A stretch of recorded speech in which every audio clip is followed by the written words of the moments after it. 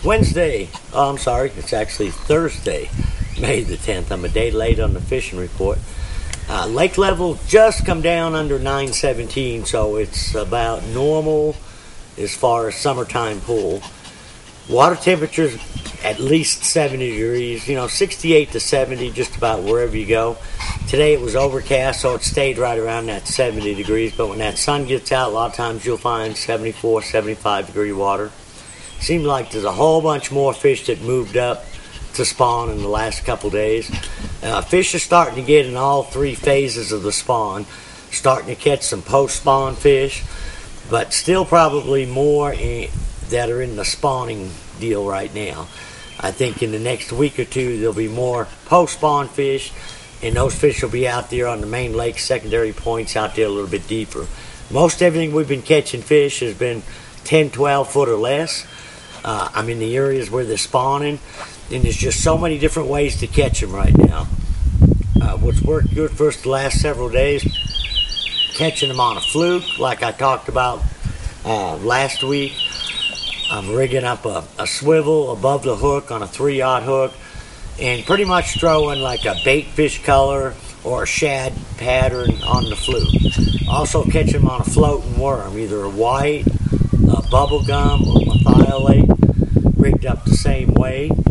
And also catching quite a few fish on Cincos.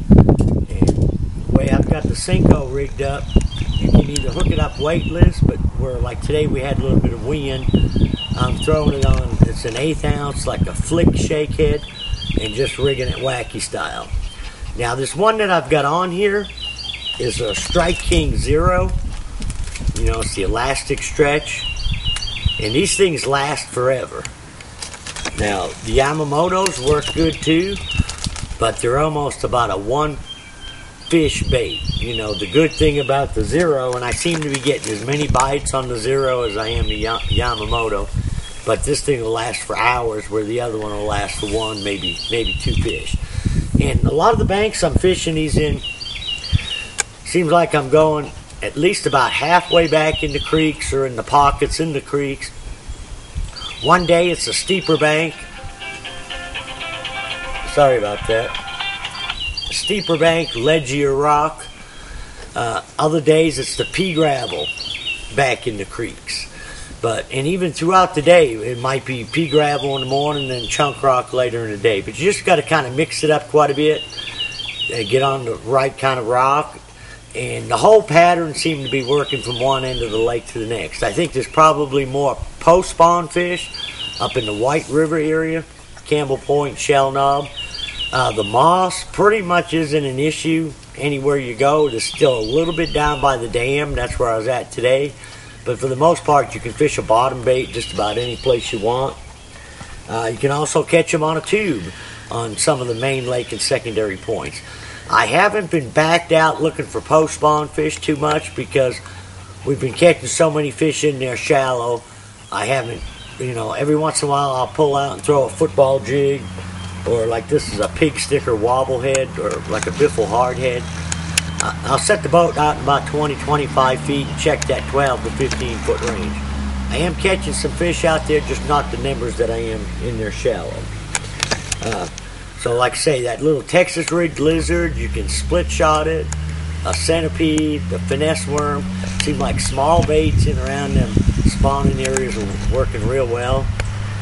Topwater bite, we had a perfect overcast day for it, but in the area that I was at, they didn't seem like they bit it, pretty well. Maybe further up the lake where there's more fish that are done spawning, they might have had a better topwater bite today, but I've been getting a better topwater bite in the afternoons on a bright bluebird day. Today we had overcast, which would have seemed like a perfect topwater day, but it didn't happen where we were at. It may have happened on another end of the lake. Now, Sportsman Factory Outlet, I'm going to have to read a little bit of this. They've got so much stuff. They've got a Memorial Day sale that starts tomorrow. A lot of stuff. They've got 50% off selected items. All your Strike King sunglasses are 20% off. 20% off the Pro Guy batteries. All Strike King lures are 20% off. They've got 25% off on frog togs. What you need to do is go to Table Rock Lake Fishing on our Facebook page, and there'll be a flyer of everything that's on sale there. Another thing they're going to have, I've had some of these prototype jigs, but we just now got the production jigs. This is the 5-fish ultimate finesse jig. We've got it in 3 different sizes: 5/16, 7/16, and 9/16. Now, don't let the name finesse jig fool you. I mean, it's got a good 3/0 wide gap mustad hook in it, and finesse, we're saying it finesse because it's the short skirt.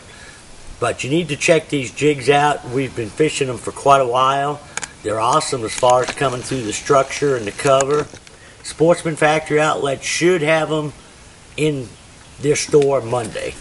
And the 9/16 one is going to be really good, you know, if you're flipping heavy cover, or it's going to replace a lot of places you throw like a 1/2 ounce or 5/8 football jig.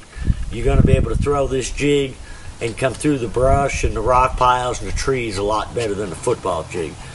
Because anybody that's fished a football jig very much knows that with the design of the head, it does not come through brush real good. And that's kind of the idea behind the 9/16 jig. You can get it out there and fish it a little bit deeper.